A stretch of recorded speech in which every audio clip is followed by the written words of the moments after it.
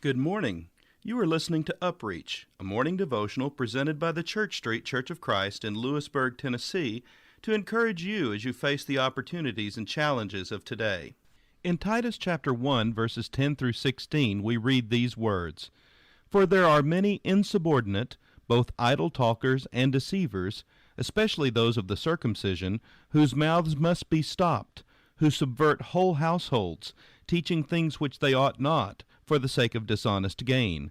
One of them, a prophet of their own, said, Cretans are always liars, evil beasts, lazy gluttons. This testimony is true. Therefore rebuke them sharply, that they may be sound in the faith, not giving heed to Jewish fables and commandments of men who turn from the truth. To the pure all things are pure, but to those who are defiled and unbelieving nothing is pure, but even their mind and conscience are defiled.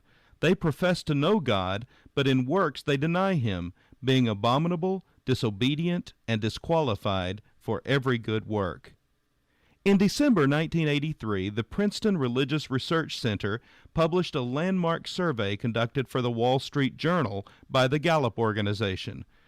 The researchers measured a wide range of moral and ethical behaviors, such as calling in sick when not sick, cheating on one's income taxes, and pilfering company supplies for personal use.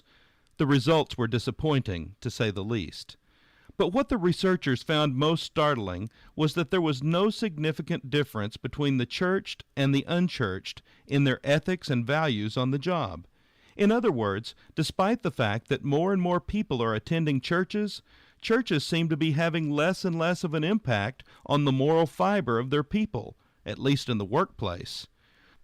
To quote the researchers, "These findings will come as a shock to the religious leaders and underscore the need for religious leaders to channel the new religious interest in America not simply into religious involvement, but in deep spiritual commitment. Either these are not the Gospels, or we are not Christians," said Thomas Lineker, Henry VIII's doctor and Renaissance thinker, after being given the four Gospels in Greek. Lineker recognized a great disparity between those who proclaimed Christ and the ways in which they lived their lives. If our faith life is not validated through our behavior, then one must question if we even have a genuine relationship with Christ. The Apostle Paul does not like what he sees in the believers on the island of Crete. They proclaim Christ with their mouth, but their behavior looks no different than those who do not claim Christ. Why not pray today that the genuineness of your faith, being much more precious than gold that perishes, though it is tested by fire, may be found to praise, honor, and glory at the revelation of Jesus Christ. 1 Peter chapter 1, verse 7. This has been UpReach, a presentation of the Church Street Church of Christ in Lewisburg, Tennessee.